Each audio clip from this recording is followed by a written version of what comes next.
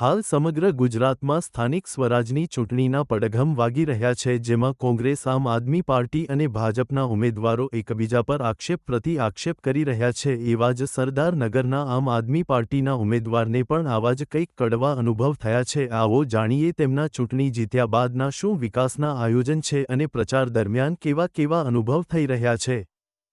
મારું નામ નેહા કેવલ રમાની, સરદારનગર વોર્ડ થી હું લડી રહી છું ચૂંટણી. 11 નંબર વોર્ડ છે મારો અને હું નાના ચિલોડાની રહેવાસી છું. મારે સરદારનગર વોર્ડમાં હોદ્દો છે ઝોન પ્રભારીનો. આપને જનતા મત શું કામ આપે?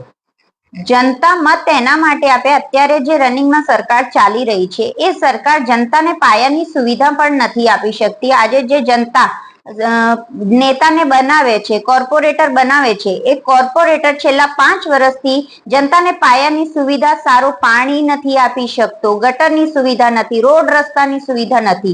એના માટે અમે જનતાને રિક્વેસ્ટ કરીએ છીએ કે સરકાર બદલો તો એટલે પરિવર્તન આવે. આપણે જે પાયાની સુવિધા નથી મળી રહી એ સુવિધા આપણને મળે. સરદારનગરની જનતા આપના પર ભરોસો રાખી આપનો મત આપશે અને આપ કદાચ કાઉન્સિલર બની જશો તો જનતાનો પહેલો તમારો એક્શન મોડ કયો હશે? પહેલો એક્શન મોડ એ હશે, જનતાની જે પ્રોબ્લેમ છે પહેલા મારો રાઉન્ડ લાગશે આખા વિસ્તારમાં, સરદારનગર વિસ્તારમાં, અને હું એમની જે તકલીફો છે ખાસ કરીને એ જોઈશ. મારા હિસાબથી જે મેં સર્વે કર્યો છે એમાં સૌથી મોટી તકલીફ એ છે કે ગટર, પાણી, રોડ રસ્તાની, અને આપણે વિસ્તારમાં આખા સરદારનગર વોર્ડમાં પાયાની સુવિધા જેમ કે ગટરનું પાણી મિક્સ થઈને પીવાના પાણીમાં મળે છે અને એ પીવાનું પાણી ગટરના પાણી જેમ વાસવાળું પાણી આવે છે. તો જનતાને મારે શુદ્ધ પાણી અપાવવાનું છે સૌથી પહેલા.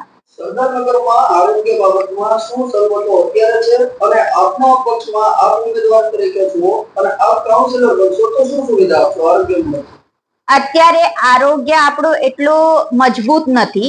અમે કોશિશ કરીશું કે આપણે દર મોહલ્લા ક્લિનિક દર કિનારે બનાવવાનું ટ્રાય કરીશું અને જે અમે બધા 4 કાઉન્સિલર બની ગયા તો 100% આપણે દર ગલીની બહાર મોહલ્લા ક્લિનિક બનાવીશું અને જનતાને સારામાં સારું આરોગ્ય આપવાની કોશિશ અમારી રહેશે. આરોગ્ય બાબતમાં તો આપણે વાત કરીએ, હવે શિક્ષણ બાબતમાં તમે શું કાર્યવાહી કરો? શૈક્ષણિકમાં આપણે જેમ કે દિલ્હીમાં છે, તમે જાણો છો કે આપણે સરકારી સ્કૂલ કેવા છે, પ્રાઇવેટને ટક્કર આપે એવા સરકારી સ્કૂલ બન્યા છે. અત્યારે હાલમાં આપણે આ વોર્ડની પરિસ્થિતિ જાણવા જઈએ તો આપણા જેટલા સરકારી સ્કૂલ છે સરકારે બંધ કરી નાખ્યા છે. એના સિવાય જ્યાં સ્કૂલ ચાલુ છે ત્યાં સારા ટીચર્સ અવેલેબલ નથી, જેના કારણે સરકારી સ્કૂલને કોઈ મહત્વ મળતું નથી અને જે ઓછા તકવાળા લોકો છે એ લોકોને ભણાવવા માટે કાં તો છોકરાઓને સ્કૂલ ના મોકલવું એ એક એમની પાસે વિકલ્પ છે, કાં તો એ લોકો પ્રાઇવેટ સ્કૂલમાં ના ભણાવી શકે.